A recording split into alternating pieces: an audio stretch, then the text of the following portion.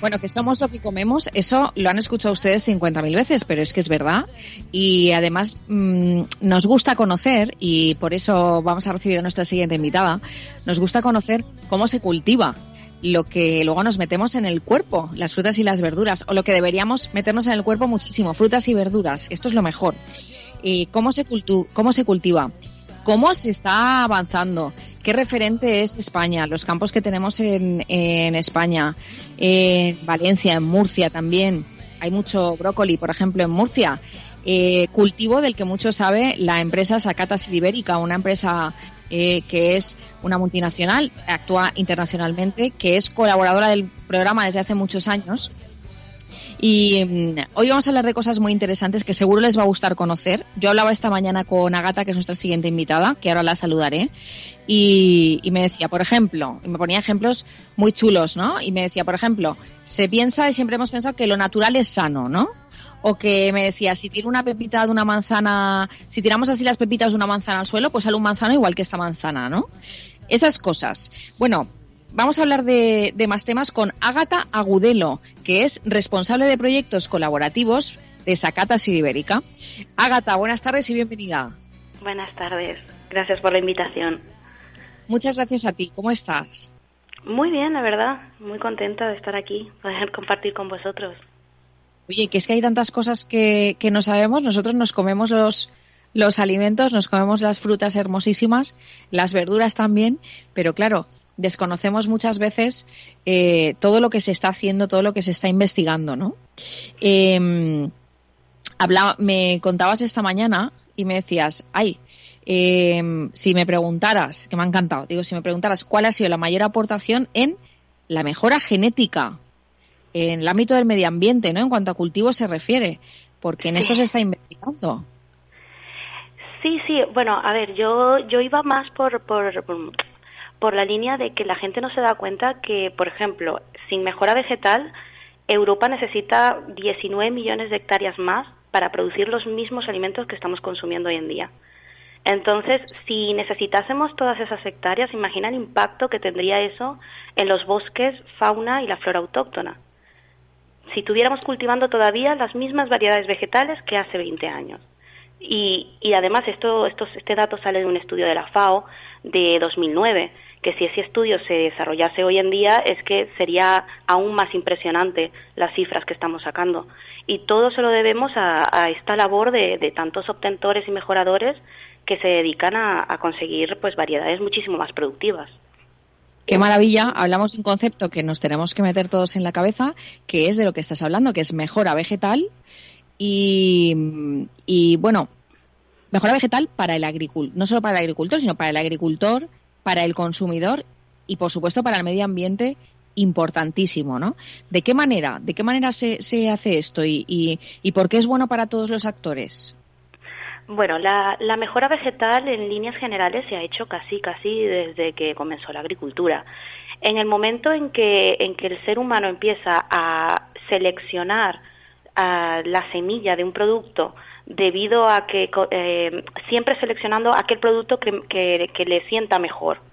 Estamos hablando ya de, por ejemplo, en el caso del grano, que cuando se coseche, que no se desgrane con facilidad y permita pues cosecharlo y poder llevarlo al granero. Estamos hablando de que cada vez la pulpa sea más dulce, más suave, menos correosa. Y hay un poco la frase esta que te comenté de que la gente cree que lo natural es sano, cuando lo natural precisamente es que esa planta intente defenderse de sus depredadores, ¿no? De lo que se lo comen en general, en líneas generales. Entonces la planta tiene unos sistemas para defenderse de que los pájaros se la coman, de que nosotros como animales nos la comamos. En general, también hay simbiosis y otras cosas. Pero si en el momento en que nosotros empezamos a seleccionar una planta que queramos que sea más dulce, que sea más blandita, tenemos que entender que también los animales y las plagas también les gusta que la planta sea más blandita y que sea más dulce, y van a ir por ella. Claro, dice, mira qué bien me ha venido, ¿no? Sí. Que ahora el fruto sea mejor. Entonces ya empezamos y además hay que incorporar resistencias, porque obviamente no podemos competir con las plagas de forma, entre comillas, natural. Ahora ya hay mucho estudiado, ahora tenemos incluso lucha biológica, a nivel químico, eso es un mundo aparte, porque, bueno, poquito a poco hemos cometido algún error y hemos aprendido nuestros errores, pero cada vez somos muchísimo más específicos, cada vez producimos con muchísimo menos impacto, y eso tiene un valor, y en parte, gran parte, es la mejora genética vegetal. Y eso es investigación y más investigación, ¿no? Digo yo, sin saber. Sí.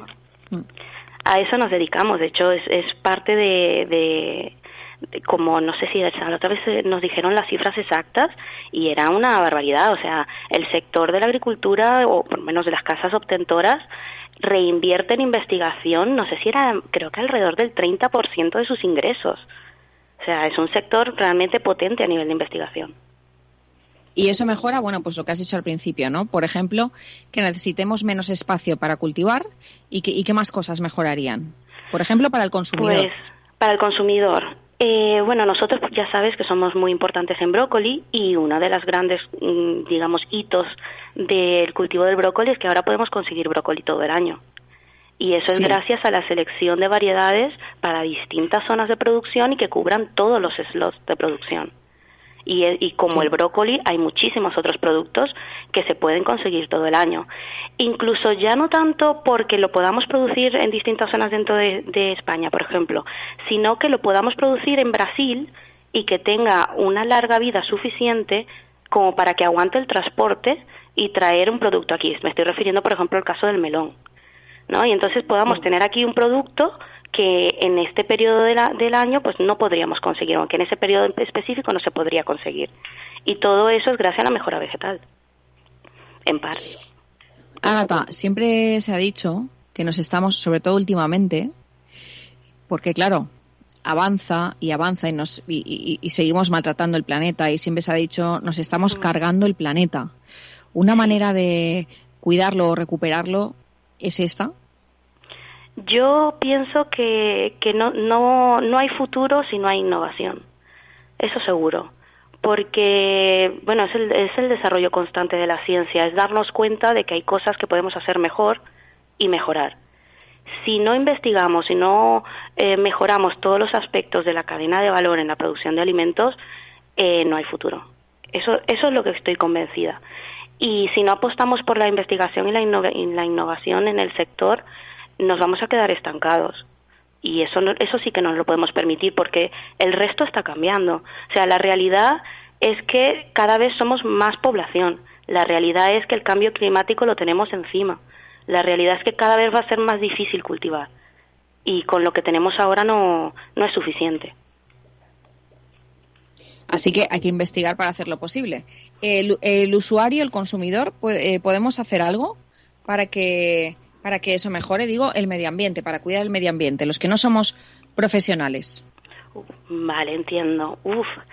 A ver, hay muchas medidas que se pueden tomar, pero yo ahora mismo la que para mí me resulta más importante es que tomemos conciencia de que sin el campo no avanzamos. O sea, lo que decían de la frase esta de si el campo no produce, la ciudad no come.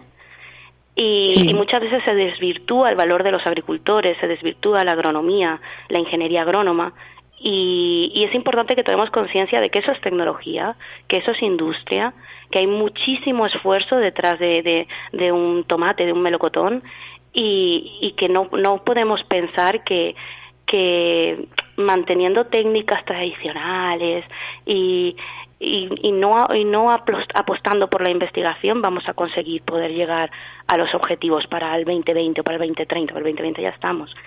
No lo vamos a poder conseguir sin investigación. Sin investigación y con innovación, ¿no? Que es lo que recalcas, Ágata, todo el tiempo. Sí, eso seguro. Oye, cuéntanos la curiosidad que me estabas comentando esta mañana, que claro, eso lo hemos escuchado muchas veces. Si tiramos la pepita de una manzana, la cultivamos, la ponemos, la plantamos en la tierra, vamos. ¿De ahí sale un manzano, igual que esa manzana? Sí. A ver, esto es que todo el mundo sabe de Mendel y que realmente hay variabilidad, ¿no? Pero luego, a la hora de aplicarlo, de entender que las especies no son inmutables, parece que sorprende, ¿no? Que las plantas sufran mutaciones y sea algo natural y que pase.